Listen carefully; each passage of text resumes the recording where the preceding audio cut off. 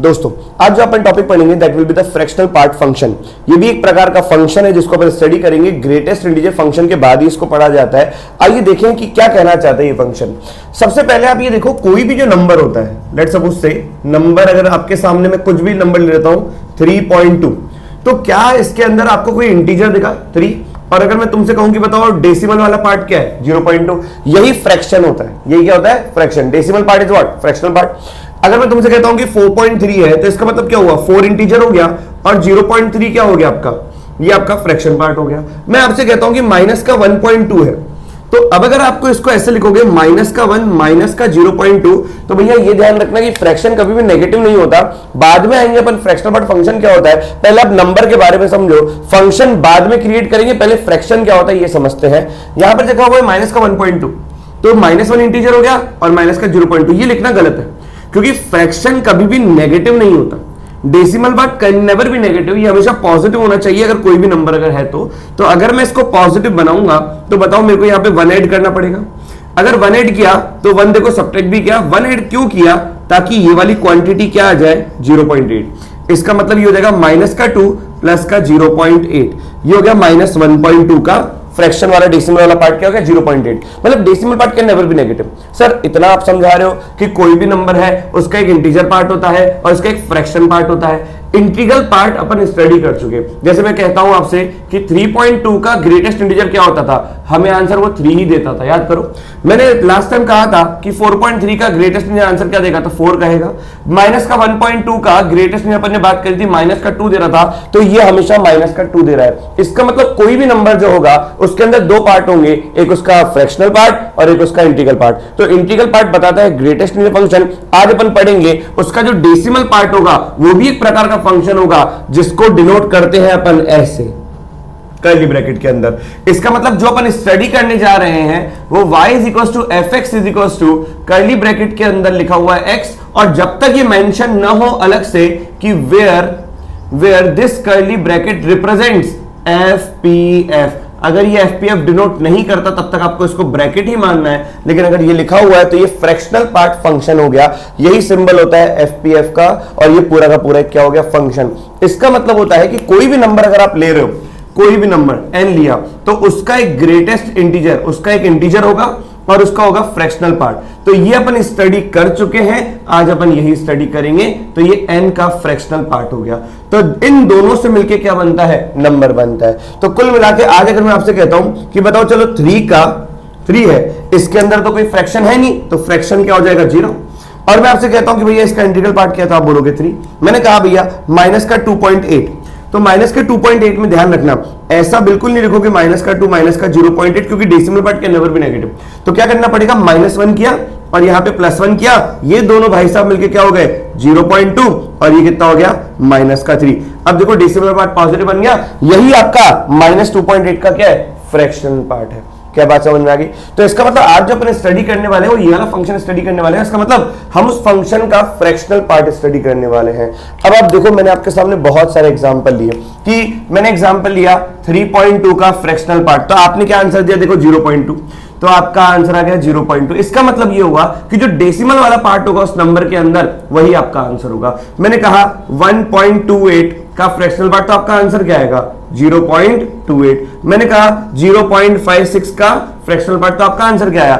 0.56, वही है decimal part, वही है। मैंने कहा 1.282 का फ्रैक्शनल पार्ट क्या होगा? आपका आंसर क्या आएगा? 0.282। ये हमने बहुत सारे एग्जांपल ले लिए। अच्छा, मैंने कहा कि अगर माइनस का 1.2 का फ्रैक्शनल पार्ट क्या होगा, तो ये -1.2 का जो फ्रैक्शनल पार्ट होगा, आपको पता है कि भैया fractional part can never be negative, लेकिन ये वाला नंबर तो नेगेटिव लग रहा है, तो इसका फ्रैक्शनल पार्ट पता है क्या होगा? -1.2 का।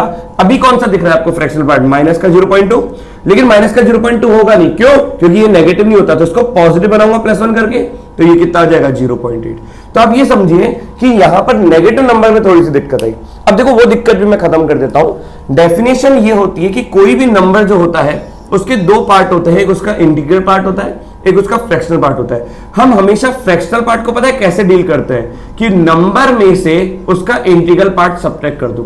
कभी जीवन के अंदर आपको फ्रैक्शनल पार्ट निकालना हो और आप हल्के से भी कंफ्यूज हो रहे हो तो कुछ मत करना, उस नंबर में से उसका इंटीजर माइनस कर दो। जैसे यहां पे हल्की सी आपको तकलीफ हुई तो वो तकलीफ भी खत्म कर देते हैं। तो नंबर क्या है बताओ, माइनस का 1.2, उसमें से उसका इंटीग्रल पार्ट हटा दो। इंटीग्रल पार्ट माइनस के 1.2 का बताओ क्या होगा, तो ये हो जाएगा माइनस का 1.2 माइनस ये आंसर देगा माइनस का 2, तो आंसर कितना हो जाएगा माइनस का 1.2 प्लस का 2, तो ये हो जाएगा बेटा 0.8। क्या बात समझ में आ गई? ये तो कभी भी आपको ऐसी दिक्कत आ रही है ना कि भैया हम नहीं निकाल पा रहे फ्रैक्शनल पार्ट नेगेटिव नंबर का या कोई भी रेशनल नंबर का, जैसे लेट्स सपोज से मैंने कहा कि पाई का फ्रैक्शनल पार्ट बताओ, तो ये मत बोलना पाई होता है 3.141 एंड सो ऑन, ठीक है? तो आप बोलोगे यहाँ पे सर 0.141 एंड सो ऑन चलता रहेगा, ये गलत होता है। ये सो ऑन यहाँ पे नहीं लिखते, यहाँ पे एक्यूरेट आंसर देखो कैसे लिखेंगे। तो भैया इरेशनल नंबर है तो मैं इसको देखो ढंग से कैसे लिखता हूं, भैया फ्रैक्शनल पार्ट क्या होता है, नंबर में उसका इंटीजर हटा दो। कभी कुछ समझ में ना आए तो ये डेफिनेशन बेटा सबसे मेन स्टार पॉइंट है, ट्रिपल स्टार मार्क कर दो। तो नंबर में से उसका ग्रेटेस्ट इंटीजर माइनस कर दिया, तो ये जगह पाई माइनस का 3। अब आप बताओ जो 0.141 जो सो ऑन आ रहा था, जो आपको नहीं पता, तो पाई में क्या लिखा हुआ है 3.141 एंड सो ऑन माइनस का 3, तो वो डेसिमल वाला पार्ट पूरा आ गया। क्लियर? तो आप देखो ये चीज। अच्छा अगर मैं तुमसे कहता हूं कि ई का फ्रैक्शनल पार्ट क्या होगा, तो भी घबराने वाली बात नहीं है, सीधा क्या बोलेंगे, नंबर में से उसका ग्रेटेस्ट इंटीजर माइनस कर दो, तो कुल मिलाकर कितना हो जाएगा, ई माइनस का 2 हो गया। मैंने कहा माइनस पाई का फ्रैक्शनल पार्ट बताओ, तो भी घबराने वाली बात नहीं है, तरीका पता है, नंबर में से उसका ग्रेटेस्ट इंटीजर माइनस कर दो। तो नंबर कितना है माइनस का पाई, और इसका ग्रेटेस्ट इंटीजर कितना आएगा -4 पे गिरेगा, तो ये वाला ब्रैकेट पूरा का पूरा कहां पे गिरा, -4 पे। तो आंसर क्या आया 4 माइनस का पाई। अब देखो हमेशा जब भी फ्रैक्शनल पार्ट आंसर दे रहा है, चाहे आप पॉजिटिव नंबर लो 3.2, 1.28, 0.56, तो फ्रैक्शनल पार्ट हमेशा पॉजिटिव है। चाहे आपने नेगेटिव नंबर लिया तो भी फ्रैक्शनल पार्ट क्या देखो पॉजिटिव हुआ। चाहे आपने इरेशनल नंबर लिया तो भी फ्रैक्शनल पार्ट हमेशा क्या है, पॉजिटिव। इसका मतलब फ्रैक्शनल पार्ट कभी नेगेटिव आंसर नहीं देगा। और आपको मैं एक चीज और समझाता हूं कि देखो अगर कोई पॉजिटिव नंबर है 3.2, तो इसमें जो फ्रैक्शनल पार्ट है मतलब डेसिमल पार्ट है वही फ्रैक्शनल पार्ट है, तो इसका जो फ्रैक्शनल पार्ट होगा वो दिखने वाला फ्रैक्शनल पार्ट होगा। जैसे 1.28, तो पॉजिटिव नंबर का फ्रैक्शनल पार्ट दिखने वाला फ्रैक्शनल पार्ट ही है। पॉजिटिव नंबर का फ्रैक्शनल पार्ट दिखने वाला फ्रैक्शनल पार्ट ही है। पॉजिटिव नंबर का फ्रैक्शनल पार्ट दिखने वाला फ्रैक्शनल पार्ट ही है।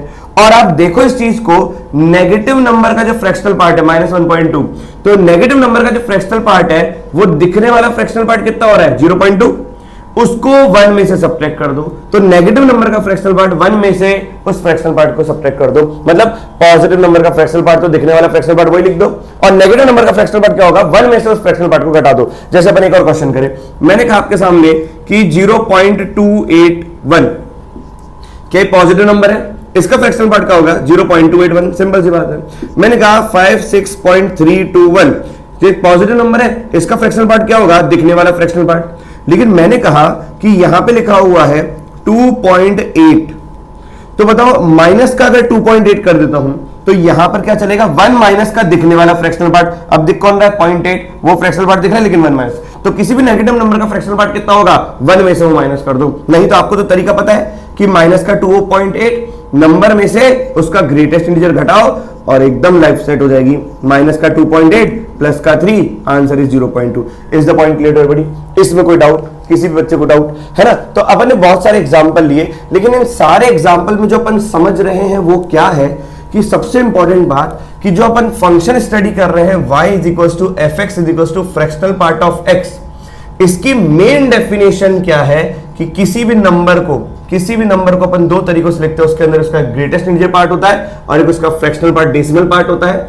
कई बार ये डेसिमल पार्ट क्या हो जाता है 0 हो जाता है। जैसे मैं कहूं 3 का फ्रैक्शनल पार्ट बताओ, तो 3 के अंदर कोई डेसिमल पार्ट है ही नहीं, तो इसका आंसर क्या आएगा 0। मैंने कहा 2 का फ्रैक्शनल पार्ट बताओ, तो आंसर क्या आएगा 0। मैंने कहा 21 का फ्रैक्शनल पार्ट बताओ, तो आंसर क्या आएगा 0। मैंने कहा -5 का फ्रैक्शनल पार्ट बताओ, तो आंसर क्या आएगा 0। ये सारे के सारे इंटीजर्स हैं, इन इंटीजर्स के अंदर कोई डेसिमल पार्ट नहीं है। तो कुल मिला के कभी भी आपको कंफ्यूजन हो तो फ्रैक्शनल पार्ट की डेफिनेशन कैसे लिखोगे, नंबर में से उसका ग्रेटेस्ट इंटीजर सब्ट्रैक्ट कर देना, you will get the answer. Clear है कि नहीं है? हमने बहुत सारे एग्जांपल्स लिए, कितने बहुत सारे एग्जांपल्स दिए। तो जब भी कभी पॉजिटिव नंबर होगा तो जो फ्रैक्शनल पार्ट दिख रहा है वही आंसर, अगर नेगेटिव नंबर हुआ तो सीधा क्या कर दोगे, 1 में से दिखने वाला। और अगर कोई इरेशनल नंबर हुआ तो भैया मेन डेफिनेशन में जाओगे क्या, कि उस नंबर में से उसका ग्रेटेस्ट इंटीजर सब्ट्रैक्ट कर दो। यही तरीका है सॉल्व करने का। अब अपन इसके ग्राफ की बात करते हैं और फिर प्रॉपर्टीज की बात करते हैं। देखो मैंने आपको एक चीज तो समझा दी कि fractional part can never be negative. हाँ, ये हमने देखा कि भाई साहब ये अगर 3 होगा तो आंसर क्या आएगा, 0। अगर ये 2 होगा तो आंसर क्या आएगा, 0। अगर ये 1 होगा तो आंसर क्या आएगा, 0। और इसका ग्राफ बनाए, और ग्राफ को अच्छे तरीके से आप देखिए। ग्राफ कुछ इस प्रकार से बनेगा। मैंने कहा x की वैल्यू अगर मैं 0.1 लेता हूं, मतलब fractional part of 0.1 is what, 0.1। Positive number का फ्रैक्शनल पार्ट क्या हो गया, भाई इस नंबर का डेसिमल वाला पार्ट क्या है, 0.1। इस नंबर का डेसिमल वाला पार्ट क्या है, 0.2। इस नंबर का डेसिमल वाला पार्ट क्या है, 0.3। इस नंबर का डेसिमल वाला पार्ट क्या है, 0.9। इस नंबर का डेसिमल वाला पार्ट क्या है, 0.99। तो भैया आप देख रहे हो कि अगर ये आंसर यहां पे 0 है और यहां पर 1 है ना, ये मैं यहाँ पे 1 वाली लाइन बना देता हूं, ये y = 1 हो गया। अगर यहां पे 0 है तो बताओ 0.1 का फ्रैक्शनल पार्ट 0.1, 0.2 का फ्रैक्शनल पार्ट 0.2, 0.5 का फ्रैक्शनल पार्ट 0.5, 0.7 का फ्रैक्शनल पार्ट 0.7, 0.8 का फ्रैक्शनल पार्ट 0.8, 0.9 का फ्रैक्शनल पार्ट 0.9 और 1 का फ्रैक्शनल पार्ट क्या हो जाएगा, फिर से 0। इसका मतलब ये ऐसी लाइन रही, हाँ कि ना, 0 से 1 में। अब आपको यहां पर ये तो ध्यान रखना है कि ये लाइन ऐसी बनी। आप ये देखो कि जब आपने 0.1 रखा तो 0.1 पर आंसर भी क्या आया, 0.1। आपने जब 0.5 रखा तो 0.5 पर आंसर भी क्या आया था, 0.5। इसका मतलब जो इनपुट रख रहे हो वही आउटपुट आ रहा है। तो क्या ये लाइन जो भी पार्ट लाइन बन रही है वो y = x वाली लाइन है। आइए आगे बात करें। जैसे ही आपने 1.2 रखा तो आंसर आया 0.2। इसका मतलब 1.2 यहां पर होगा और 0.2 जो आंसर है वो यहां पर होगा। आपने 1.5 रखा लेकिन आंसर 0.5 आया, क्योंकि 1.5 का फ्रैक्शनल पार्ट कितना होगा, 0.5। इसका मतलब जो भी आंसर आ रहा है वो 1 से बड़ा तो कभी आ ही नहीं रहा, और 1 भी कोई आंसर नहीं आ रहा। इसका मतलब वो आंसर डेसिमल है 0 से 1 के बीच में। इसका मतलब ये हुआ कि ये बढ़ता जाएगा बढ़ता जाएगा बढ़ता जाएगा ऐसा, फिर वापस से 2 आएगा तो 2 पे रुक जाएगा, फिर वापस ऐसा बढ़ेगा, फिर वापस से रुक जाएगा 3 पर, फिर ऐसा बढ़ेगा एंड सो ऑन। और इस तरीके से ये पीछे भी जाता जाएगा -1 से ऐसा। तो ये ग्राफ इस तरीके से बना। क्या ये बात सबको समझ में आई? अब ये इंपॉर्टेंट तो है ग्राफ। अब इस ग्राफ को देखो y की कितनी वैल्यूज कवर कर रहा है, मतलब y एक्सिस पे कितनी वैल्यूज कवर कर रहा है। तो y जो कवर कर रहा है ये क्लोज 0 से लेकर ओपन 1, मतलब फ्रैक्शनल पार्ट ऑफ x की जो रेंज है वो क्या है, क्लोज 0 से लेकर ओपन 1। इसलिए ये कभी भी नेगेटिव आंसर नहीं देता। तो डेसिमल हमेशा क्या लेता है, पॉजिटिव। तो ये हुई इसकी रेंज। अब बात करते हैं इसकी डोमेन की। तो डोमेन आप देखो, डोमेन हो जाएगा x बिलोंग्स टू r, क्योंकि ऐसा कोई भी पार्ट नहीं है जो x के अंदर नहीं डाल सकता। मतलब फ्रैक्शनल पार्ट के अंदर मैं सब कुछ डाल सकता हूं, -∞ से लेकर +∞ तक की सारी वैल्यूज। क्या ये ग्राफ सबको समझ में आ गया? इन सब में सबसे इंपॉर्टेंट चीज मैं आपको बता रहा हूं कि जब अपन फ्रैक्शनल पार्ट का ग्राफ बनाते हैं ना, तो जब लिमिट चैप्टर पढ़ते हैं, कंटिन्यूटी पढ़ते हैं, डिफरेंशियबिलिटी पढ़ते हैं और आगे ओडी के अंदर जाते हैं, तो हमारे पास बहुत सी बार ऐसी डीलिंग आती है कि हम फ्रैक्शनल पार्ट को कवर करें या सॉल्व करें या इसको समझें या फंक्शन को रीडिफाइन करें। तो उस केस के लिए, रीडिफाइनिंग के केस में आपको हर एक ब्रांच के बारे में पता होना चाहिए कि मतलब अगर x की वैल्यू क्लोज 0 से लेकर ओपन 1 है तो फ्रैक्शनल पार्ट ऑफ x क्या होगा, वो x की तरह ही बिहेव करेगा। क्योंकि अगर x आपका 0.5 हुआ तो 0.5 का आंसर 0.5 ही होगा, क्योंकि 0.5 का फ्रैक्शनल पार्ट 0.5 ही होता है। तो आपने अगर कोई भी x की वैल्यू इसमें से रखी तो जो इनपुट रखोगे वही आउटपुट आएगा। आपको समझना यह है कि फ्रैक्शनल पार्ट ऑफ x कब होता है, जब आपका x 0 से लेकर 1 के बीच में होता है। उल्टा समझो, पहले तो ये समझो कि अगर 0 से 1 के बीच में कोई सी वैल्यू आपने रखी तो उसका फ्रैक्शनल पार्ट क्या होगा, वही जैसे आपने रखा, ये रखा देखो 0.3 रखा तो आंसर 0.3 आया, 0.9 रखा तो आंसर 0.9 आया, 0.9 रखा तो भी 0.9 आया, जैसे ही 1.2 रखा तो 0.2 आया। इसका मतलब 0 से 1 तक की जितनी वैल्यूज रख रहे हो, जो इनपुट है वही आउटपुट है, जो इनपुट है वही आउटपुट है, जो इनपुट है वही आउटपुट है, जो इनपुट है वही आउटपुट है। इसका मतलब फ्रैक्शनल पार्ट ऑफ x की तरह बिहेव कब करेगा, जब आपका इनपुट 0 से 1 होगा। तो ये सबसे इंपॉर्टेंट ब्रांच है ये चीज। अब उसके बाद देखो, क्या ये ग्राफ 1 1 की लेंथ के बाद रिपीट कर रहा है? ये देखो वापस से 1 की लेंथ के बाद रिपीट कर रहा है, वापस से 1 की लेंथ के बाद रिपीट कर रहा है, वापस से 1 की लेंथ के बाद रिपीट कर रहा है। इसका मतलब ये फंक्शन क्या है, पीरियोडिक है और इसका पीरियड कितना है 1।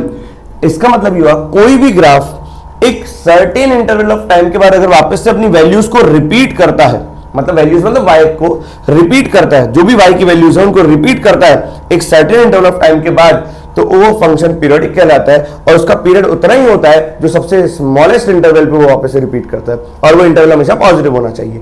आइए तो इसका पीरियड कितना हो गया 1, क्योंकि 1 इंटरवल के बाद रिपीट कर रहा है। 0 से 1 में वो ग्राफ, वही ग्राफ आपका 1 से 2 में है, वही ग्राफ आपका 2 से 3 में है, लेकिन इसकी ब्रांच चेंज हो जाएगी। अब आप इसकी ब्रांच देखो, जब मैं कहता हूं आपसे कि बताओ x की वैल्यू जब 1 से लेकर 2 है तो फ्रैक्शनल पार्ट ऑफ x की ब्रांच क्या हो जाएगी, ये इंपॉर्टेंट है। तो फ्रैक्शनल पार्ट ऑफ x की ब्रांच हो जाएगी y is equal to x minus 1। देखो ये और ये पैरेलल लाइन है, स्लोप तो सेम हो गई होगा, लेकिन ये एक यूनिट आगे शिफ्ट हो गया तो -1, ये इससे एक यूनिट और आगे शिफ्ट हो गया तो कितना हो जाएगा y equal to x minus का 2। अब देखो आप x की जगह 2 रख दो, y 0 आएगा, ये कितना हो जाएगा y equal to x minus का 3। तो कुल मिला के अगर मैं यहाँ पे बात करूं x अगर 1 क्लोज से 2 है तो फ्रैक्शनल पार्ट ऑफ x क्या है, x माइनस 1 देखिए है x माइनस 1। फिर मैं तुमसे कहता हूं कि x अगर आपका 2 क्लोज से लेके 3 ओपन है तो बताओ फ्रैक्शनल पार्ट ऑफ x क्या है, x माइनस का 2। मैं कहता हूं x की वैल्यू अगर आपकी -1 से लेके ओपन 0 है तो फ्रैक्शनल पार्ट ऑफ x क्या है, x प्लस का 1। ये हो जाएगा x प्लस का 1। यहां पे आ जाओ भैया, स्लोप तो वही पॉजिटिव 1 ही होगा इसका स्लोप क्योंकि पैरेलल लाइंस है, लेकिन अगर मैं यहाँ पे y को 0 रखूंगा, y 0 यहाँ पे, तो x की वैल्यू कितनी है -1। कुल मिलाकर आप यहां से समझो कि जिस पर इक्वलिटी है ना वही माइनस हो रहा है। जैसे इक्वलिटी यहाँ पे 0 पर है तो x माइनस का 0, इक्वलिटी यहाँ पे 1 है तो x माइनस का 1, इक्वलिटी यहाँ पे 2 पर है तो x माइनस का 2, इक्वलिटी यहाँ पे -1 है तो x माइनस 1। अब बताओ इसका आंसर क्या आएगा, -2 से लेके -1 ओपन, तो फ्रैक्शनल पार्ट ऑफ x की ब्रांच क्या आएगी, x प्लस का 2, x माइनस और माइनस का 2। तो ये ब्रांच क्वेश्चन सॉल्व करने में इंपॉर्टेंट होता है। ये कब तक काम में आएगा, पूरे कैलकुलस में काम आएगा, डेफिनेट इंटीग्रेशन तक काम में आएगा कि अलग अलग इंटरवल में आपको अलग अलग फंक्शन देखना पड़ेगा। ये फंक्शन होता है पीस वाइज। तो ये ब्रांचेस इंपॉर्टेंट होते हैं यहाँ पे कि 1 से 2 में फ्रैक्शनल पार्ट ऑफ x कौन सी ब्रांच पर है, x माइनस 1। 2 से 3 पे फ्रैक्शनल पार्ट ऑफ x क्या ध्यान से दे रहा है। अब सिंपल सी बात है, अब तुम यहाँ पे x की वैल्यू 1.5 ले लो। चलो अगर मैं x की वैल्यू 1.5 लेता हूँ तो 1.5 यहाँ पे रखोगे तो आंसर कितना आएगा, 0.5 आएगा। देखो 1.5 का फ्रैक्शनल पार्ट कितना होता है, 0.5। तो ये सब उस आंसर को एडजस्ट करने के लिए ब्रांचेस बनी। तो ये ब्रांचेस आपको आनी चाहिए। मेरे ख्याल से ग्राफ आपको क्लियर हो गया, रेंज आपको क्लियर हो गई, डोमेन आपको क्लियर हो गई, फ्रैक्शनल पार्ट आपको क्लियर हो गया कि ये कभी भी 1 से छोटा 1 से बड़ा नहीं होता। अब अगर आपको ये चीज और समझनी है, इसकी प्रॉपर्टीज करेंगे, लेकिन ये मन मंदिर के अंदर बसा लो कि फ्रैक्शनल पार्ट कभी भी नेगेटिव नहीं होता, ये 0 से 1 के बीच में होता है, लेकिन 0 पर क्लोज होता है। लेकिन अगर मैं कहता हूं कि बताओ फ्रैक्शनल पार्ट ऑफ x 0 कब होगा, तो भैया हर इंटीजर पर 0 हो रहा है। फ्रैक्शनल पार्ट ऑफ x का ग्राफ है ये वैल्यू 0 कब दे रहा है, देखो हर इंटीजर पर 0 दे रहा है, हर इंटीजर पर 0 दे रहा है, हर इंटीजर पर 0 देगा, हर इंटीजर पर 0 देगा। इसका मतलब फ्रैक्शनल पार्ट ऑफ x अगर 0 है, इसका मतलब सीधा बोल देना x बिलोंग्स टू इंटीजर। अगर मैं तुमसे कहता हूं कि fractional part of x can not be equal to 0, it implies that x can not belongs to integer. मतलब दुनिया की सारी वैल्यूज में से सिर्फ एक वैल्यू हटानी पड़ेगी i, क्योंकि i वैल्यू रखने पर ही उसका फ्रैक्शनल पार्ट क्या होता है, 0, क्योंकि 0 नहीं है तो ये है। क्या बात सबको समझ में आई। आइए अब हम इनके प्रॉपर्टीज की बात करते हैं। हमने ग्राफ देखा, हमने डोमेन देखी, हमने रेंज देखी, हमने इतने सारे एग्जांपल लिए, तो सब कुछ समझ में आ ही गया होगा। अब बात करते हैं बेटा इसके प्रॉपर्टीज की। अब देखो properties of fractional part function, एक एक प्रॉपर्टी को समझते हैं और ध्यान देते हैं। तो आपने ये देखा कि इसकी मेन डेफिनेशन क्या होती है, नंबर में से उसका ग्रेटेस्ट इंटीजर माइनस कर दो। हर क्वेश्चन इसी से सॉल्व होना है, और जब तक आपको ये बोला ना गया हो ये कर्ली ब्रैकेट एफपीएफ, तब तक मानना भी नहीं है। जैसे बोला जाता था जीआईएफ के अंदर कि ये जीआईएफ है तभी मानते थे, अदरवाइज तो नॉर्मल ब्रैकेट मानते थे। आओ प्रॉपर्टीज की बात करें। Properties of fractional part function. पहली प्रॉपर्टी देखो, प्रॉपर्टी क्या, पहली प्रॉपर्टी है कि फ्रैक्शनल पार्ट ऑफ एक्स अगर 0 है, ये एफपीएफ है, और वो अगर 0 है तो इट इंप्लाइज दैट एक्स क्या होना चाहिए, इंटीजर। दूसरी प्रॉपर्टी आपको ये समझनी है कि फ्रैक्शनल पार्ट ऑफ एक्स है ना, तो फ्रैक्शनल पार्ट ऑफ एक्स की रेंज क्या हो गई, 0 से लेके 1। तीसरी बात अगर मैं कहूं कि इसी फ्रैक्शनल पार्ट का अगर मैं ग्रेटेस्ट इंटीजर लूंगा, तो बताओ फ्रैक्शनल पार्ट क्या होगा, 0 से 1, और 0 से 1 का जीआईएफ कितना होता है, 0। तो कभी भी फ्रैक्शनल पार्ट के ऊपर जीआईएफ आ जाए, आंसर इज 0। अच्छा, चौथी बात समझो कि अगर मैं ग्रेटेस्ट इंटीजर, क्या ग्रेटेस्ट इंटीजर हमेशा एक इंटीजर है, उस इंटीजर का अगर मैं फ्रैक्शनल पार्ट लूंगा तो आंसर इज ऑलवेज 0, क्योंकि every integer is what greatest integer, मतलब हर ये ग्रेटेस्ट इंटीजर क्या है, इंटीजर है एक प्रकार का, और उस इंटीजर का अगर मैं फ्रैक्शनल पार्ट लूंगा तो answer comes out to be 0। आइए और बात करें, ये चीज ध्यान रखिएगा, फिफ्थ बात कि कभी भी फ्रैक्शनल पार्ट ऑफ एक्स लिखा हुआ है और यहां पे प्लस का आई लिखा हुआ है, इंटीजर कोई भी इंटीजर है, तो इसका मतलब क्या हो जाएगा, फ्रैक्शनल पार्ट ऑफ एक्स। ये मैं आपको समझाऊंगा वैसे। जैसे बताओ 0.1 का फ्रैक्शनल पार्ट कितना होगा, 0.1, मैंने कहा था इनपुट अगर 0 से 1 के बीच में है तो आउटपुट भी 0 से 1 के बीच में होगा, क्योंकि ये डेसिमल है। अगर मैं तुमसे कहता हूं कि बताओ 1.1 का फ्रैक्शनल पार्ट क्या होगा, देखो यही होगा। मैंने कहा 2.1 का फ्रैक्शनल पार्ट क्या होगा, यही होगा। क्या आप देख पा रहे हो कि ये 1.1 क्या लिखा हुआ है, 0.1 प्लस 1 का फ्रैक्शनल पार्ट, तो देखो 1 हट गया, आंसर क्या है 0.1। क्या फ्रैक्शनल पार्ट यही तो हुआ। इसका मतलब अगर कुछ भी नंबर है, कोई भी एक्स है, उसके साथ अब ये एक्स कुछ भी हो सकता है, लेट्स सपोज से यहां पे 2.1 है, तो क्या मैं इसको ऐसे लिख दूं 1 प्लस का 1.1। तो अगर मैं इसको x मानता हूं और ये इंटीजर हो गया, तो भैया देखो ये पूरा का पूरा इसके बराबर है कि नहीं है, क्योंकि इसका आंसर भी 0.1, इसका आंसर भी 0.1, तो इसको मैंने ट्रांसफॉर्म करके ऐसे लिखा, तो मैं इंटीजर को हटा दूंगा, ये गायब हो जाएगा। तो कुल मिलाकर ध्यान रखना कि x प्लस आई का fractional part is what, fractional part of x, क्योंकि आई की कोई इज्जत नहीं है, आपको तो डेसिमल पार्ट देना है ना, तो इंटीजर तो हटाते जाओ हटाते जाओ हटाते जाओ जितने मन करे। अब सिक्स्थ बात देखो, ये सबसे इंपॉर्टेंट है, ये ध्यान रखना, ये इंपॉर्टेंट क्वेश्चन भी बनता है इसके ऊपर कि अगर x प्लस आई का फ्रैक्शनल पार्ट है तो ये कैसा होगा। जैसे क्लियर हुआ इतना। आइए सिक्स्थ बात करें, यहां पे करते हैं। सिक्स्थ बात क्या कहता है, fractional part of x plus fractional part of minus का x, ये आपको दो आंसर देता है। ये एक तो देगा 0 और एक देगा 1। 0 कब देगा, जब आपका x इंटीजर होगा, और आपको 1 तब देगा जब आपका x इंटीजर नहीं होगा। देखो हमने ग्रेटेस्ट इंटीजर में भी यही सेम प्रॉपर्टी पढ़ी थी कि g of x plus g of minus x, वहां पे दो आंसर देता था, एक 0 और एक -1, लेकिन FPF में ये क्या देगा, 0 और 1। अब इस बात को समझो कि जैसे मैंने कहा कि 3 का फ्रैक्शनल पार्ट और -3 का फ्रैक्शनल पार्ट, तो 3 का फ्रैक्शनल पार्ट भी 0 होगा और -3 का फ्रैक्शनल पार्ट भी कितना होगा, 0, तो answer comes out to be 0।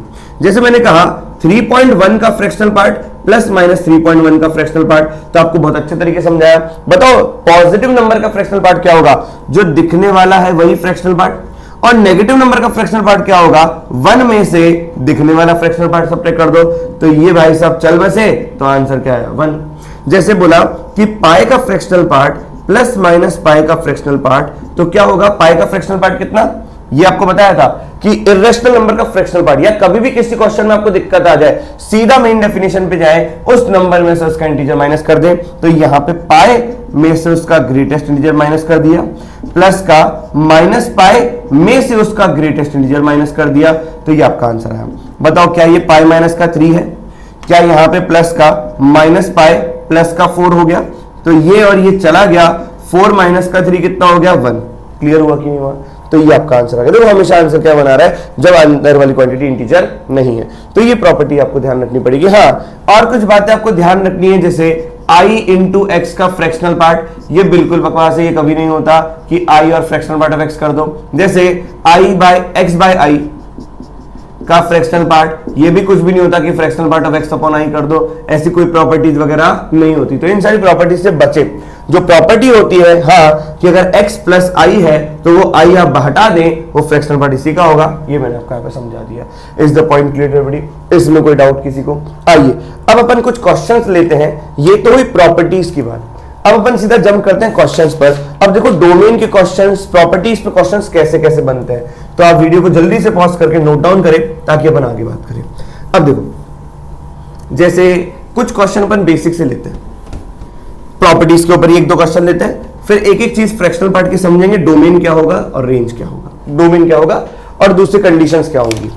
जैसे पहला क्वेश्चन आपके सामने दे रखा है, फर्स्ट क्वेश्चन कि fx दे रखा है आपको fractional part of x plus fractional part of x plus 1 plus fractional part of x plus का 2 करते करते करते करते करते fractional part of x plus का 99, और बोला है then you have to find the greatest integer of f of root 2। f of root 2 का ग्रेटेस्ट इंटीजर बताना है। ये है आपका GIF और ये है आपका FPF, ये रिप्रेजेंट कर रहा है FPF। अब देखो क्या फंक्शन fx दे रखा है, पहले फंक्शन को सॉल्व करते हैं। अभी अभी अपन एक प्रॉपर्टी पढ़ी कि fractional part of x plus I is nothing but fractional part of x, बोलो हाँ। तो बताओ कितने टर्म्स है, क्या ये 100 टर्म्स है? क्योंकि बताओ यहां पर 0 से लेकर 0 1 2 3 99 है, तो कुल मिलाकर ये भी fractional part of x plus ये भी फ्रैक्शनल पार्ट ऑफ x करते करते करते करते ये भी फ्रैक्शनल पार्ट ऑफ x हो गया। तो कुल मिलाकर fx कितना हो गया? 100 times of fractional part of x। Everybody clear है कि नहीं है? अब यहां पर चुपचाप अपन क्या रख देंगे? f of root 2। तो बताओ 100 और फ्रैक्शनल पार्ट के अंदर क्या आ गया? रूट 2। अब जब भी इरेशनल का फ्रैक्शनल पार्ट निकालना होता है तो हमें तो डेफिनेशन पता है, उस नंबर में से उसका ग्रेटेस्ट इंटीजर माइनस कर दो तो आराम से निकल जाएगा। तो ये लिखा हुआ है 100। अब fractional part of root 2 is what? Number में से उसका GIF माइनस कर दिया। तो यहां पे कितना लिखा हुआ है? 100 और ये लिखा हुआ है रूट 2 माइनस उसका GIF कितना होगा 1। तो ये क्या लिखा हुआ है? अब देखो ये लिखा हुआ है 100, लगभग अगर मैं वैल्यू निकालूं तो ये कितना होता है? Root 2 1.414 and so on minus का 1। तो ये कितना हो जाएगा? 100 इंटू 1.414 समथिंग माइनस 1 करोगे तो 0.414 समथिंग कुछ बनेगा। तो यहां पे कितना हो जाएगा? 41.4 समथिंग। अब हमें तो इसका क्या चाहिए? Greatest integer. जैसे ही आप ग्रेटेस्ट इंटीजर निकालोगे आपकी खुशी का ठिकाना नहीं रहेगा। तो 41 पॉइंट समथिंग का ग्रेटेस्ट इंटीजर आपका आंसर क्या आएगा? 41। क्या ये बात सबको समझ में आई? आइए दूसरे क्वेश्चन की बात करें। क्वेश्चन नंबर 2 की देखो क्या दे रखा है। क्वेश्चन नंबर 2 दे रखा है आपको कि summation r equals to 1 to 2000 और ये दे रखा है आपको x प्लस r का फ्रैक्शनल पार्ट अपॉन 2000 प्लस का ग्रेटेस्ट इंटीजर। जहां पर ये वाला ब्रैकेट रिप्रेजेंट कर रहा है FPF को और ये वाला ब्रैकेट रिप्रेजेंट कर रहा है किसको? GIF को। आइए ये वाला क्वेश्चन सॉल्व करें और देखें, बहुत इजी क्वेश्चन है। कैसे सॉल्व करेंगे आप देखो। अब आप बताओ समीशन में वेरी कौन कर रहा है? R। तो जो समीशन का वेरी कर रहा है वेरिएबल वो समीशन के बाहर नहीं आएगा, लेकिन उसके अलावा जितनी चीजें वो सारी बाहर आ जाएंगी। जितनी चीजों का मतलब क्या है? ये इस पे ऊपर ही ब्रैकेट है। क्या ये 2000 बाहर आ जाएगा? तो मैंने इसको लिखा 1/2000। Is the point clear everybody? ये क्या बन गया? Summation r equals to 1 to 2000 clear, fractional part of x plus का r और ये पूरा खत्म और लिखा हुआ है ग्रेटेस्ट इंटीजर। अब देखो इसको तो एक्सप्लोर कर रहे हो, आप ये समझ पा रहे हो क्या? r एक इंटीजर है, 1 फिर 2 फिर 3 फिर 4 फिर 5 और हमें प्रॉपर्टी पता है x plus I is to fractional part होता है x, मतलब x प्लस आई का फ्रैक्शनल पार्ट ऑफ x होता है। आपको अगर समझ में आया तो क्या ये फ्रैक्शनल पार्ट ऑफ x ही लिखा हुआ है? और अगर नहीं समझ में आया तो कोई बात नहीं, इसको अपन ऐसे लिख सकते हैं 1/2000 और यहां पे लिखा fractional part of x plus 1 plus fractional part of x plus 2 करते करते करते करते fractional part of x plus का 2000। ये बंद कर दो ब्रैकेट, खत्म। और अलग से लिखा हुआ है ग्रेटेस्ट इंटीजर x। ये समझ में आया? अब बताओ ये सारे के सारे क्या हैं? फ्रैक्शनल पार्ट ऑफ x से तो लिखे हुए हैं, लेकिन कितने हैं? 2000। तो ये हो जाएगा 2000 fractional part of x upon 2000 और यहाँ पे ग्रेटेस्ट इंटीजर ऑफ x। ये भाई साहब चल बसे।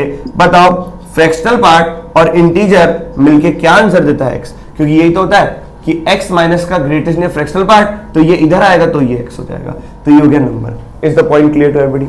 आइए अब अपन कुछ डोमेन के क्वेश्चंस करते हैं और डोमेन भी देखते हैं कैसे कैसे क्वेश्चन से पूछे जाते हैं। तो जल्दी से वीडियो को पॉज करके आप नोट डाउन करें कुछ प्रॉपर्टीज। ये देखो प्रॉपर्टीज इतनी इजी है, बस आप 2-3 बार इंप्लीमेंटेशन करोगे ना तो बात बन जाएगी, अपने आप ही याद हो जाएगा। लेकिन हाँ, याद तो आपको करना पड़ेगा ताकि आगे आने वाले चैप्टर्स में इनको अपन बहुत स्मूथली आराम से यूज कर पाए। चलो अगला क्वेश्चन देखो क्या दे रखा है। जैसे पहला क्वेश्चन मैं आपको देता हूं, क्वेश्चन नंबर 3 डोमेन का पहला क्वेश्चन और वैसे question number 3 domain of fx is equal to 1 upon fractional part of x। आइए इस क्वेश्चन को अपन देखें। देखो अब डोमेन निकालते हैं जिसमें फ्रैक्शनल पार्ट इंक्लूडेड हो। कैसे करेंगे? अब ये ध्यान रखो कि कंडीशन क्या होती है। डोमेन निकालने के लिए 5 कंडीशन थी कि 1 अपॉन डिनोमिनेटर देखे तो बस वो denominator can not be equal to 0, तो fractional part of x can not be equal to 0। अरे ये तो हमने पढ़ रखा है कि फ्रैक्शनल पार्ट ऑफ x, बताओ fractional part of x integer कब 0 कब होता है? जब x आपका इंटीजर होता है। तो आज 0 नहीं है तो इंटीजर नहीं है, तो इसका आंसर सीधा क्या आ गया? Can not be equal to integer. इसका मतलब x belongs to what? r minus का इंटीजर। खत्म। आओ अगला क्वेश्चन करें, क्वेश्चन नंबर 4। क्वेश्चन नंबर 4 देखो, धीरे धीरे लेवल बढ़ाते हैं अपन। Domain of fx is equal to log base e x minus का उसका ग्रेटेस्ट इंटीजर। तो ये जो लिखा हुआ है डब्बा, ये क्या रिप्रेजेंट कर रहा है? GIF। देखो मैंने ऐसा क्यों लिखा? क्योंकि मैंने आपको बताया है x माइनस का GF(x) क्या होता है? फ्रैक्शनल पार्ट ऑफ x, ताकि अपन उसको लिख पाए।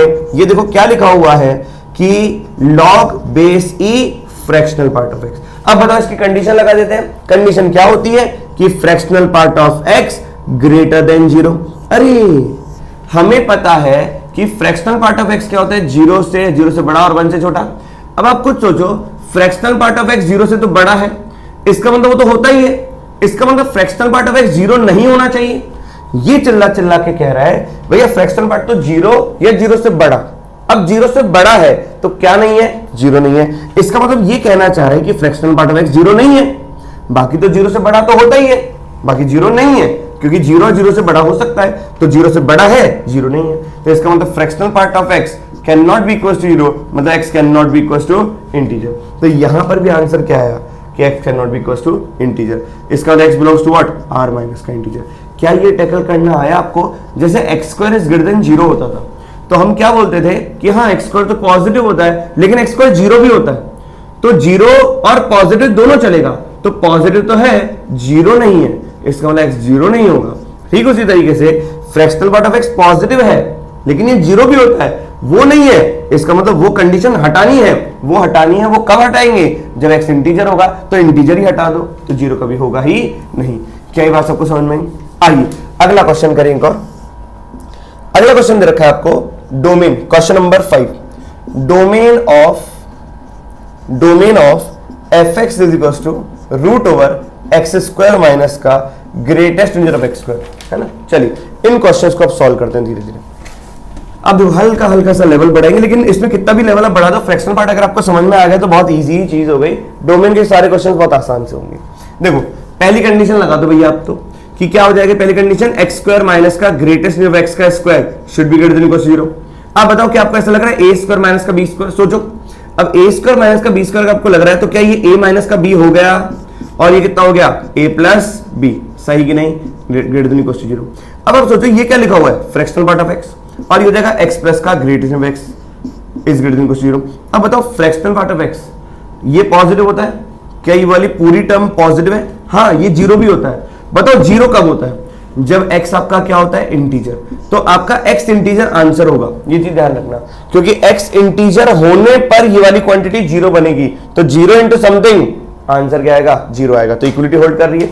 कुल मिलाकर ध्यान दो, उसके अलावा इंटीजर के अलावा क्या ये हमेशा क्वांटिटी प्योर पॉजिटिव होगी? प्योर पॉजिटिव क्वांटिटी है तो इसको मैं क्रॉस मल्टीप्लाई कर रहा हूं, फर्क नहीं पड़ेगा साइन का, क्योंकि हमेशा पॉजिटिव क्वांटिटी को अगर भेजते हो तो साइन सेम ही रहता है। तो x प्लस का ग्रेटेस्ट न्यू x। अब यहां पर बात आने के बाद देखो क्या, आप पूरी नंबर लाइन को तोड़ दो। ये चीज ध्यान रखना कि इसके सॉल्यूशन इंटीजर तो होंगे ही होंगे। अच्छा चलो, इसके सॉल्यूशन इंटीजर क्या, इसके सॉल्यूशन तो r होंगे। क्यों?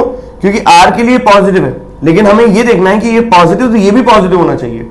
क्लियर है कि नहीं? ये पॉजिटिव नहीं हुआ तो फिर बात बिगड़ जाएगी, क्योंकि ये पॉजिटिव और ये नेगेटिव होगा तो आंसर नेगेटिव आ जाएगा। ये कभी नेगेटिव तो हो नहीं सकता। तो आप एक एक चीज को सॉल्व करें कि भैया ये पॉजिटिव है, भेज दो इसको 0 के पास, कोई दिक्कत नहीं है। लेकिन ये ध्यान रखना कि ये 0 कब हो रहा है, तो इंटीजर पे 0 है, इसका मतलब सॉल्यूशन में ये तो आएगा। अब बाकी पॉजिटिव तो भेज दिया, क्योंकि इनइक्विटी पे कोई फर्क नहीं पड़ेगा। अब इस बात को नंबर लाइन पर देखो, मैं यहाँ पे आपके सामने 0 रखता हूं, क्या 0 प्लस 0 चलेगा? हाँ चलेगा, वो तो इंटीजर था। अगर मैं यहाँ पे वैल्यू 1 रखता हूं, अच्छा 0.1 रखा, 0.5 रख दो, चलो 0.5 प्लस का उसका इंटीजर 0, क्या 0.5 0 से बड़ा हो गया? हाँ सही बात है। इसका मतलब ये पूरी ब्रांच चलेगी। अगर मैं यहाँ पे 1 रख रहा हूं तो 1 तो इंटीजर हो तो चलेगा ही चलेगा। अगर मैं 1 से 2 के बीच में 1.5 रख रहा हूं तो 1.5 प्लस का 1.5 का GIF कितना, 1, तो ये हो जाएगा 1.5 प्लस का 1 2.5 चलेगा। इसका मतलब ये पॉजिटिव वाला सारा नंबर चलेगा। जैसे ही मैंने यहाँ पे माइनस का 0.5 रखा तो बताओ माइनस का 0.5 तो ये हो गया माइनस का 0.5, और ये कहां पे गिरेगा, -1 पे। देखो पूरी क्वांटिटी नेगेटिव हो गई, इसका मतलब ये पीछे का कोई भी पार्ट नहीं चलेगा। इसका मतलब हुआ कि आपका आंसर x जो है वो क्लोज 0 से लेकर, या आप ओपन भी कर सकते हो, क्लोज 0 से लेकर इन्फिनिटी तक तो आंसर होगा ही होगा, क्योंकि 0 भी चलेगा और 0 से बड़ा भी चलेगा। लेकिन जो आपके नेगेटिव इंटीजर्स है i माइनस, वो भी चलेंगे, क्योंकि -1 अगर मैं रखता हूं, -1 तो -1 पर ये देखो ये वाला, इसमें तो नहीं, इसमें चलेगा, क्योंकि मेन क्वेश्चन तो आपका ये था। तो यहां पे इसको हटाया तो मैंने पहले लिख दिया सारे इंटीजर्स आंसर होंगे। इसको हटाने के बाद जो ये होना चाहिए पॉजिटिव होना चाहिए। लेकिन अगर ये नेगेटिव है और ये अगर इंटीजर हो गया 0, इंटीजर पर फ्रैक्शनल पार्ट क्या होगा 0, तो 0 इंटू समथिंग इज 0। क्लियर है कि नहीं है? वो जीरो ही आएगा, तो इक्वलिटी होल्ड करेगा, तो कुल मिला के इंटीजर्स भी चलेंगे, इसलिए नेगेटिव इंटीजर्स। पॉजिटिव इंटीजर्स तो आ गए, जीरो भी आ गया, नेगेटिव इंटीजर्स नहीं है, इसलिए अपन ने उसको इंक्लूड किया। क्या ये बात सबको समझ में आई? अच्छा, जैसे इसी में एक पैटर्न क्वेश्चन में आपके सामने क्या ले रहा हूं, जैसे ऐसा लिखा अपन ने, डोमेन ऑफ लॉग के अंदर अगर मैं इसी चीज को ले लूं, एक्स स्क्वायर माइनस का greatest integer of x square, मैंने कह दिया कि ये जो डब्बा है वो क्या रिप्रेजेंट कर रहा है, जीआईएफ। अगर मैंने ये कह दिया तो बताओ लॉग की कंडीशन क्या लगाओगे, तो लॉग के अंदर वाली क्वांटिटी क्या होनी चाहिए, greater than zero, equal to नहीं होनी चाहिए अब की बार। तो कुल मिला के इस बात को आप ध्यान से समझिएगा। इसका आंसर तो क्या है, ये है, this is the answer of this question, है ना। अब चलो क्या वापस से वही बात करें, एक्स माइनस का ग्रेटेस्ट इंटीजर और ये लिखा हुआ है एक्स प्लस का ग्रेटेस्ट इंटीजर एक्स, ये हो गया पूरा का पूरा ग्रेटर देन जीरो। तो ये लिखा हुआ है फ्रैक्शनल पार्ट ऑफ एक्स और ये लिखा हुआ है एक्स प्लस का आई, ग्रेटर देन जीरो। अब बताओ क्या यहां पे इंटीजर रख पाऊंगा, नहीं, क्योंकि इंटीजर पर ये जीरो देगा और जीरो इंटू समथिंग जीरो हो जाएगा, ये जीरो से बड़ा है। इसका मतलब ये हुआ कि ये इंटीजर्स आंसर तो नहीं देगा, x does not belongs to integer, क्योंकि x अगर इंटीजर हो गया तो इंटीजर होने पर ये इक्वल टू जीरो हो जाएगा, क्योंकि ये जीरो इंटू समथिंग जीरो हो जाएगा, लेकिन ये ग्रेटर देन जीरो बोला, तो x तो कभी इंटीजर नहीं होगा। अच्छा, उसके अलावा ये टर्म पॉजिटिव है, तो पॉजिटिव है तो क्रॉस मल्टीप्लाई कर दो, कोई फर्क नहीं पड़ेगा। अब देखो x प्लस का greatest integer x is greater than zero, number line पर आ जाओ, बताओ जीरो तो चलेगा नहीं, क्यों, क्योंकि इंटीजर अब नहीं चलने वाला। क्या जीरो से 1 तक की वैल्यू चलेंगी क्या, जीरो से 1 के बीच में मैंने 0.5 रखा, तो 0.5 प्लस का जीरो चलेगा, इसका मतलब ये वैल्यू चलेंगी, इंटीजर नहीं चलेगा। फिर 1 से लेके 1.5 अगर मैं रख के देता हूं 1.5, तो बताओ 1.5 चला, उसका ग्रेटर 1, तो कुल मिला के 2.5 हो गया। तो आप समझ रहे हो कि वैल्यू तो पॉजिटिव सारी चल रही है, लेकिन इसमें जो इंटीजर है उन सब में लूप होल्स आएंगे। क्यों आएंगे होल्स, क्योंकि यहां पे इंटीजर पर ये जीरो हो जाएगा, जीरो इंटू समथिंग जीरो हो जाएगा, इक्वलिटी नहीं है। अब अगर मैं नेगेटिव रखता हूं, जैसे लेट्स सपोज से मैंने माइनस का 0.5 रखा, तो माइनस का 0.5 तो ये माइनस का 1 हो जाएगा, तो ये क्वांटिटी तो नेगेटिव हो जाएगी, पॉजिटिव नहीं रहेगी, इसका मतलब पीछे वाले नहीं चलेंगे। तो अब मैं इसका आंसर देखो कैसे लिखता हूं कि भैया x बिलोंग्स टू जीरो से इन्फिनिट तो कर दिया, अब जीरो से इन्फिनिट में जितने भी इंटीजर्स आ रहे हैं उन इंटीजर्स को मैंने क्या कर दिया, सब्ट्रैक्ट कर दिया। क्या ये बात आपके समझ में आई, क्या ये बात आपके समझ में आई?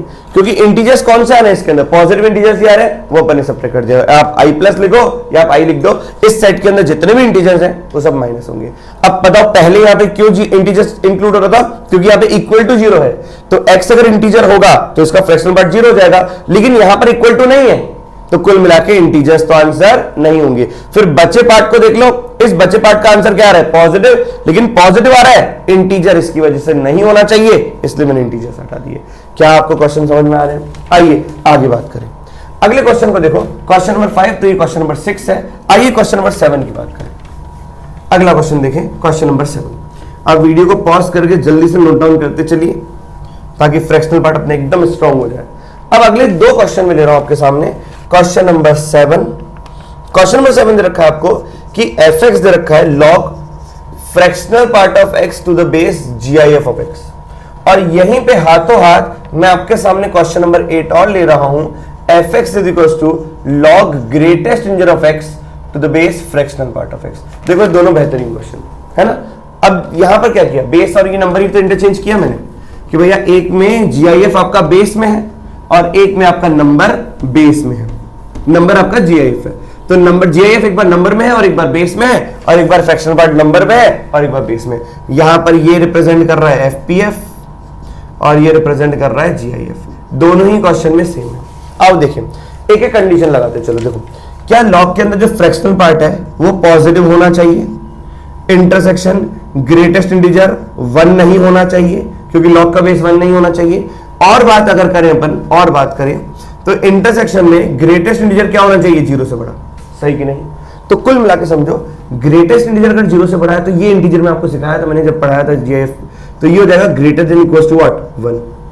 अब इसका मतलब हो गया x is greater than equals to 1। ये कह रहा है कि gf(x) 1 नहीं होना चाहिए, इसका मतलब x can not be equals to close 1 to 2 open, ये नहीं होना चाहिए।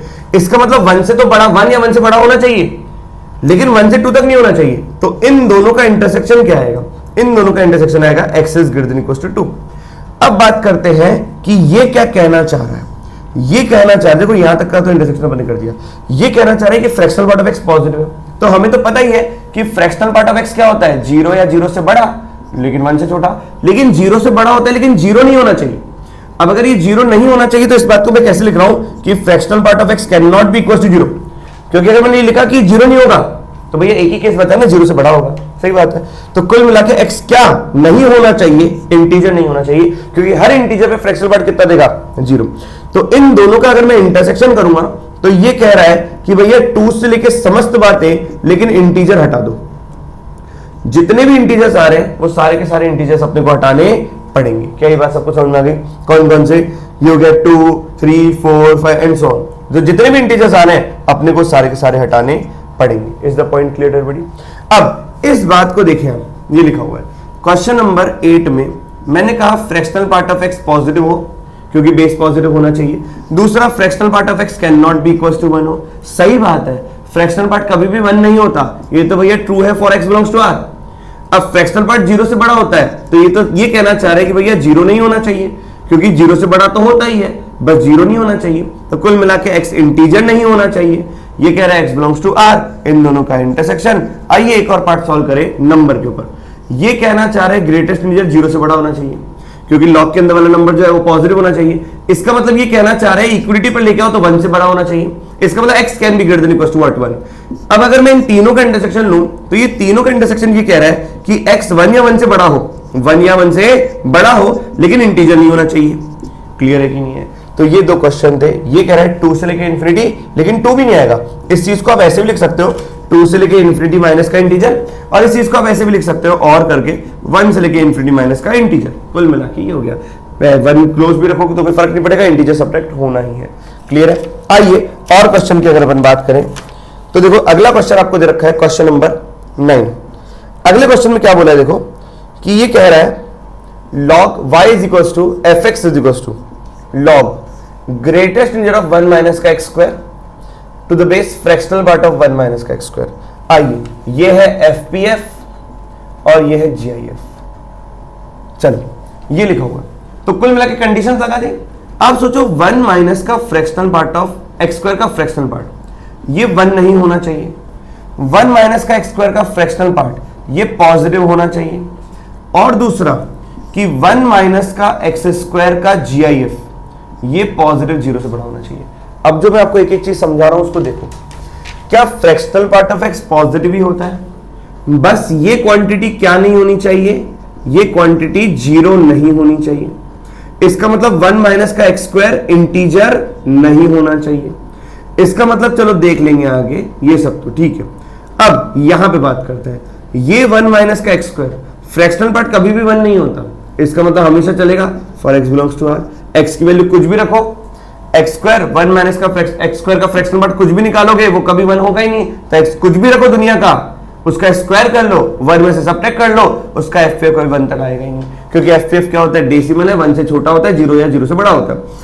अब इसको टैकल करते हैं। क्या बेटा इंटीजर बाहर आ जाता है ग्रेटेस्ट में से, तो ये आ गया 1 plus greatest integer of minus का एक्स स्क्वायर ग्रेटर देन 0। तो ये लिखा हुआ है माइनस का एक्स स्क्वायर का GIF is greater then 0 is greater then -1 आ जाएगा नहीं इधर। तो अब अगर इंटीजर -1 से बड़ा है तो ये इंटीजर 0 या 0 से बड़ा होगा। इसका मतलब माइनस का x square is greater than equal to 0। इसका मतलब x square is less than equal to 0। बेटा एक्स स्क्वायर नेगेटिव होता नहीं है तो एक्स की एक ही वैल्यू चलेगी 0। अल्टीमेटली मेरे को सबका इंटरसेक्शन लेना है, तो मैं क्या सोच रहा हूं कि ये 0 वैल्यू इसके अंदर पुट करता हूं। तो अगर 0 पुट किया तो 1 और 1 तो इंटीजर है, तो ये तो गलत लिखा हुआ है। इसका मतलब यहां पर इन दोनों के इंटरसेक्शन में देखो ऐसा भी कर सकते हो कि माइनस का x square is not equal to I -1। इसका मतलब माइनस का x square is not equal to I, मतलब x square is not equal to what I. तो अब एक्स स्क्वायर आई नहीं होना चाहिए। एक्स अगर 0 है तो 0 आई हो गया, तो आई नहीं होना चाहिए। इसका मतलब x can not be equal to 0। तो इन दोनों का इंटरसेक्शन तो भैया क्या आया, 5 आ गया, x बिलोंग्स टू 5। और इन सबका इंटरसेक्शन क्या हो जाएगा, x बिलोंग्स टू 5। ये कह रहा है 0 नहीं होना चाहिए, ये कह रहा है एक्स स्क्वायर इंटीजर नहीं होना चाहिए। तो भैया ये 0 एक ही वैल्यू को सेटिस्फाई कर रहा है 0, और 0 मैं इसमें रख के देख लेता हूं कि अगर 0 इसमें सेटिस्फाई कर रहा है तो वो आपका आंसर हो जाएगा, और नहीं कर रहा तो आपका आंसर क्या हो जाएगा 5। इस पूरे को सॉल्व करके एक ही वैल्यू आ रही है। अब वो एक वैल्यू दूसरे में रख के देख लो कि भैया आपका इसमें चल रहा है कि नहीं चल रहा, इसमें चल रहा है कि नहीं चल रहा, अगर नहीं चल रहा तो हटा दो, सीधा आंसर लिख दो 5। तो जैसे मैंने x को 0 रखा तो 0 का स्क्वायर 0 हो गया, वो तो एक इंटीजर होता है, ये कह रहा है नॉन इंटीजर, ऐसा संभव ही नहीं है, सीधा बोल देंगे x बिलोंग्स टू 5। तो ये थे कुछ क्वेश्चन फ्रैक्शनल पार्ट फंक्शन के ऊपर। नेक्स्ट लेक्चर में अपन चालू करेंगे रेंज। तो मिलते हैं नेक्स्ट लेक्चर में।